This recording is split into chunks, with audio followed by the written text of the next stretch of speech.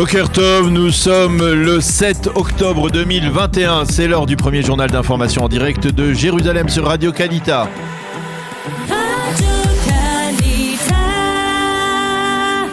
Radio J, le journal en direct de nos studios de Jérusalem.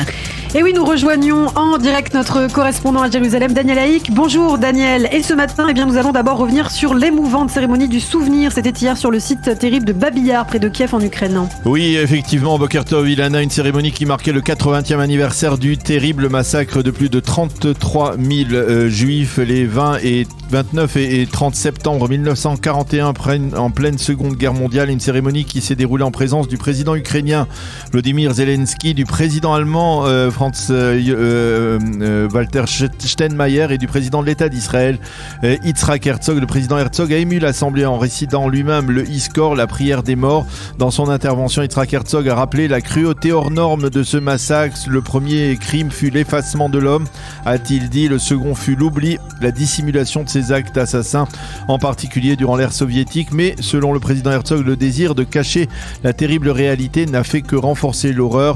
Nous devons garantir que plus jamais nous ne soyons confrontés à un nouveau Babi Yar, a déclaré le président israélien.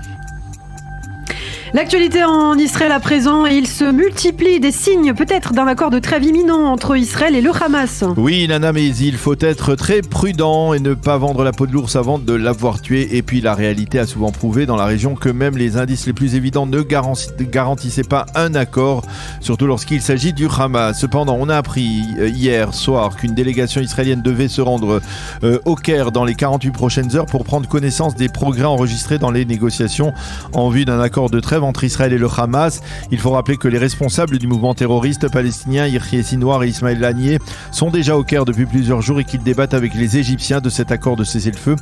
Et puis un autre indice, hier à Kiev, le président Herzog et le président allemand Steinmeier ont débattu ensemble du sort des dépouilles mortelles des deux soldats israéliens Dar Goldin et Oron Shaul, toujours détenus par le Hamas. Il faut rappeler que l'Allemagne a souvent utilisé son statut particulier pour faire office de médiatrice en perspective d'échange de prisonniers, comme cela avait été le cas en octobre 2011, il y a 10 ans très exactement, avec la libération de Gilad Shalit.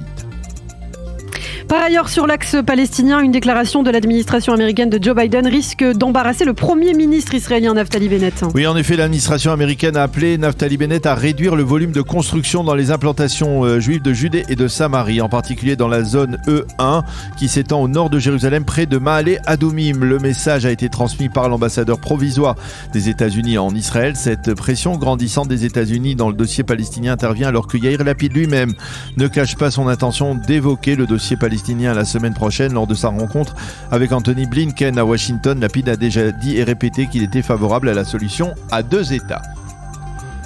Politique à présent, et on parle ce matin d'un des députés Yamina qui a empêché le vote d'une résolution visant à défendre les indépendants israéliens. Et oui, cela peut paraître presque incroyable, mais c'est vrai. Le vice-ministre Abir Kara du parti Yamina, le parti de Naftali Bennett, a été élu en tant que représentant des indépendants israéliens qui ont souffert, on le sait, économiquement pendant les différentes vagues de l'épidémie du coronavirus. Hier, la Knesset a voulu faire voter un projet de loi déposé d'ailleurs par l'opposition visant à accorder des allocations chômage également aux indépendants, et qui donc a fait chuter ce projet de loi, pas ni plus ni moins qu'Abir Kara en personne.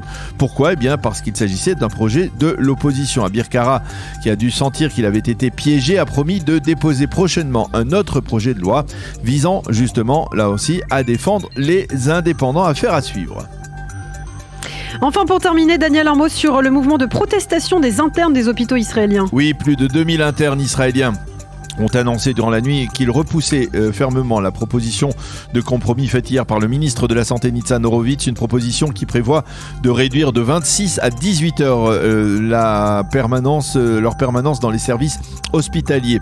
Ils ont indiqué que cet après-midi, ils iront donc déposer au ministère de la Santé à Tel Aviv leur démission massive. 2600 jeunes médecins, infirmiers et autres ont signé jusqu'à présent cette pétition.